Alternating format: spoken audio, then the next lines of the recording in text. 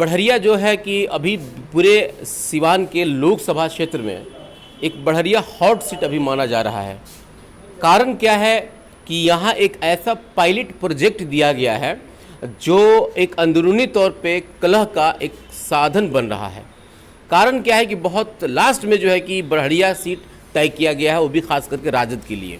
लेकिन उसके बाद भी चूंकि अभी जेडीयू के एक दमदार प्रत्याशी हैं, लेकिन सबसे जो दिलचस्प बात ये है कि इसमें जो है कि डॉक्टर अशरफ साहब जो काफ़ी पहले से मतलब आरजेडी में जो कि काफ़ी एक्टिव माने जाते थे और बहुत ही दमदार तरीके से प्रचार प्रसार भी कर रहे थे, लेकिन अब एक नया ट्विस्ट ये आ गया कि अब वो जो है कि निर्दलीय अपनी दावा को पेश कर दिए हैं। अब इनके निर्दलीय आने से यहाँ की लड़ाई जो है कि अब त्रिकोणीय हो गई है, दो पार्टी और एक निर्दलीय, जिसका जो है कि अब यहाँ की आम जनता में एक तरह से देखा जाए तो काफ़ी जो है कि दिलचस्प नज़ारा देखने को मिल रहा है। मेरे साथ डॉक्टर साहब हैं जो कि कल अपना नामांकन भी कर लिए हैं और मैं इनसे अब जानना चाहूँगा कि इनकी अब अगली रणनीति क्या है। डॉक्टर साहब, सबसे तो पहले आपका मैं स्वागत कर रहा हूँ अपने चैनल पे।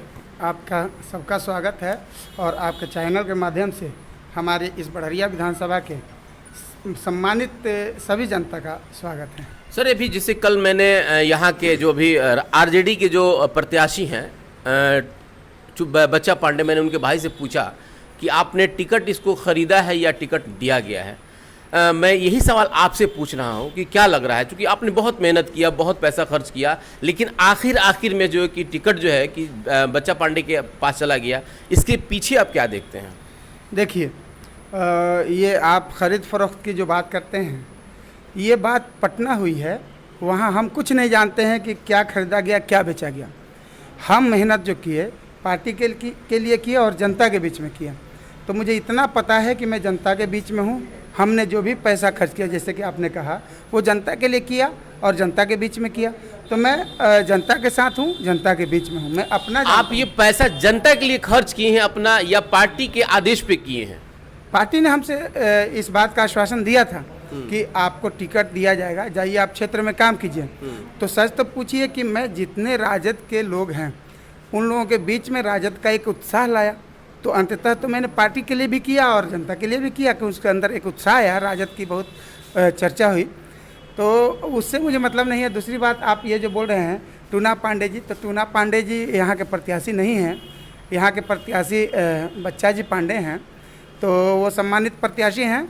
उनसे हम बात करना चाहेंगे, उनकी बातों को सुनना चाहेंगे। हम टूना जी पांडे से तो कुछ नहीं कहना बोलना चाहेंगे। वो तो मीडिया में मतलब नहीं आ रहे हैं। आप ये मान लीजिए कि उनके प्रवक्ता हैं अभी उनके बड़े भाई टूना जी पांडे। बहरहाल खैर, नहीं, एक मिनट, देखिए, आपका जो कहना है कि टूना जी पांडे प्रवक्ता हैं, तो मैं अपने बढ़िया विधानसभा के जनता से ये बात पूछना चाहता हूँ कि टूना जी पांडे बच्चा जी पांडे के प्रवक्ता है, आखिर वो मीडिया के सामने क्यों नहीं आते हैं? नहीं आते हैं तो इसका पूरे जनता के बीच में इस बात का एक खबर फैला हुआ है कि बच्चा जी पांडे बोल भी नहीं पाते हैं जनता के बीच में, कुछ कह भी नहीं पाते हैं, जनता को कुछ अपने मुंह से संबोधित भी नहीं कर पाते हैं।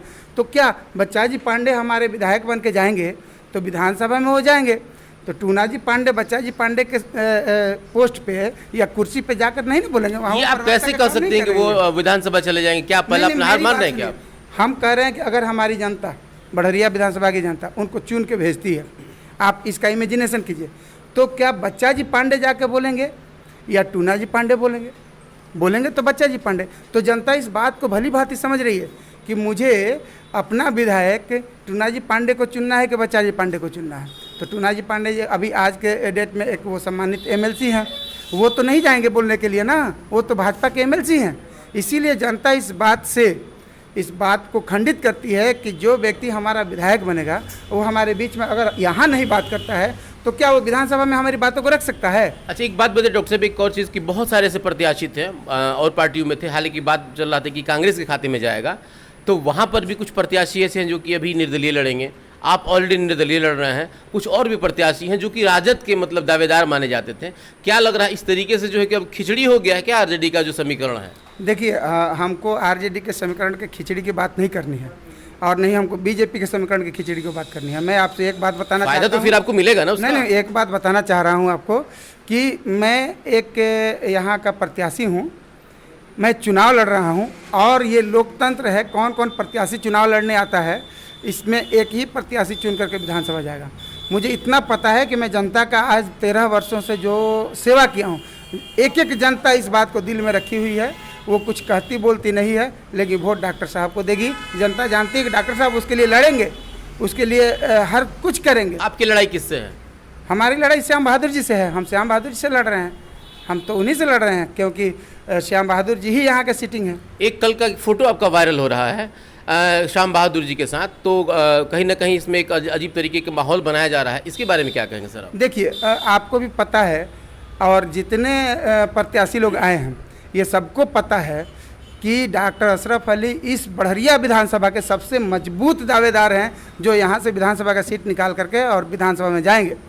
तो इन विरोधियों को, जो भी विरोधी हैं इनके, इन विरोधियों के अंदर एक खलबली सी मच गई है, और ये लोग अपने खलबली में और इस अकबकाहट और घबराहट में यही अत्र जत्र तत्र जैसे तैसे कुछ हमारे खिलाफ करना चाहते हैं, ताकि डॉक्टर साहब के इस सुंदर छवि को, ये कट पेस्ट का मामला चल रहा है। हमको लगता है बस फोटो के साथ छेड़छाड़ किया गया है और इस तरह से हमारे छवि को खराब किया जा रहा है। हम पूरे बढ़िया विधानसभा के जनता से ये अपील करते हैं कि जो मेरे समर्थक हैं या जो हमारे वोटर्स हैं, जो मेरे सहयोगी हैं, वो इस बात को कतई न माने, इस बात का खंडन करें दूसरों के बीच में कि जो हमारे विरोधी हैं उनके अंदर एक खलबली सी मची है, और इस खलबली को जैसे तैसे रूप में जनता के बीच में ला रहे हैं और जनता को बरगला रहे हैं। लेकिन इससे मैं पूरा इस बात से आश्वस्त हूँ कि हमारे समर्थक, हमारे सहयोगी, मेरे वोटर्स कुछ नहीं देखने जा रहे हैं, ना उल्टा सीधा किसी के बरगलाहट को समझने जा रहे हैं। वो लोग मेरे साथ हैं, हमको वोट करेंगे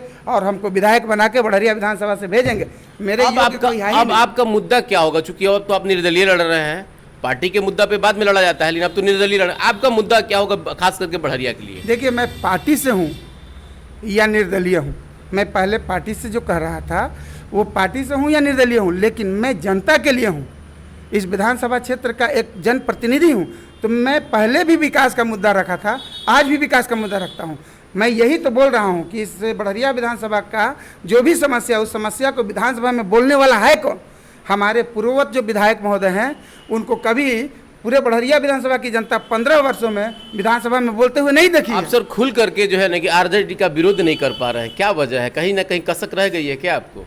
देखिए, आरजेडी का विरोध हमको कहाँ करना है, हम जीत रहे हैं। आरजेडी के लोग हों या बढ़िया विधानसभा के बीजेपी के लोग हों, सब लोग हमको वोट दे रहे हैं। हमको आरजेडी बीजेपी का विरोध थोड़े करना है, हमको सीधे ये कहना है कि मैं यहाँ का विकास करने के लायक। बीजेपी के लोग कैसे वोट दे पाएंगे आपको, ये हमको जरा बताइए।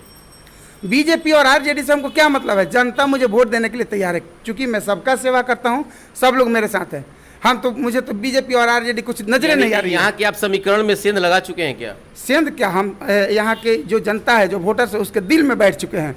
बीजेपी और आरजेडी यहाँ की जनता को कुछ नहीं कर सकता है, और यहाँ के वोटर्स किसी का सुनने नहीं जा रहा है। सब लोग इस बात को दिल में लेकर के बैठ चुका है कि डॉक्टर साहब हमारे 24 घंटा सेवा करते हैं। डॉक्टर साहब बच्चा, बूढ़ा, जवान, सियान, मरने वाला, जीने वाला, सबसे मिलते हैं। इसीलिए हम लोग को डॉक्टर साहब को ही वोट देना है।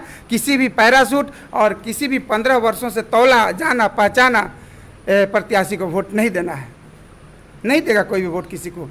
बीजेपी हो, आरजेडी हो, सब लोग मुझे वोट देने के लिए तैयार हैं। उन्हें पार्टी से मतलब नहीं, डॉक्टर अशरफ साहब की पर्सनालिटी से मतलब है। डॉक्टर अशरफ साहब उनके लिए क्या करते हैं उससे मतलब। यहाँ के वर्तमान विधायक अभी कह रहे हैं कि मैं काम नहीं किया हूँ, लेकिन उसके बाद भी जनता मुझे चुनेगी। ये मतलब बात सही समझ में आता है, लेकिन कल मेरे बात का जवाब नहीं दे पाए वो।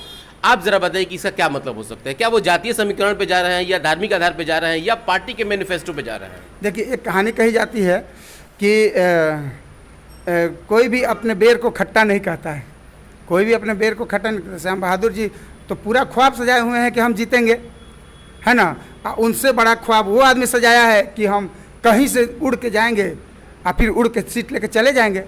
ये तो सबका अपना अपना ख्वाब है। जनता भी अपना ख्वाब सजाई हुई है।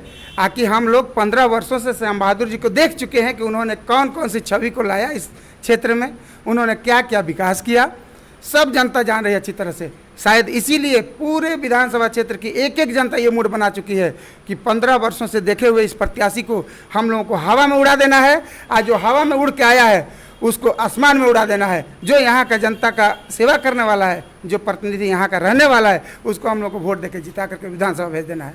ये थे अशरफ साहब जिन्होंने बहुत ही बेबाकी से अपनी बात को रखा। सच्चाई ये भी है कि इन्होंने जिस तरीके से पार्टी के लिए मेहनत किया, लेकिन पार्टी ने सारे मेहनत पे पानी फेर दिया। लेकिन उसके बाद भी इनको उस समीकरण से अभी भी उम्मीद है, और मैं भी चाहता हूं कि डॉक्टर साहब जो है कि यहाँ का बढ़िया का नेतृत्व करें, ताकि यहाँ के लोगों को एक नई जो है कि सुबह और देखने को मिले। मैं अपने सहयोगी मोहम्मद फिरोज के साथ कौशल अली, यस 24 न्यूज़ बढ़िया।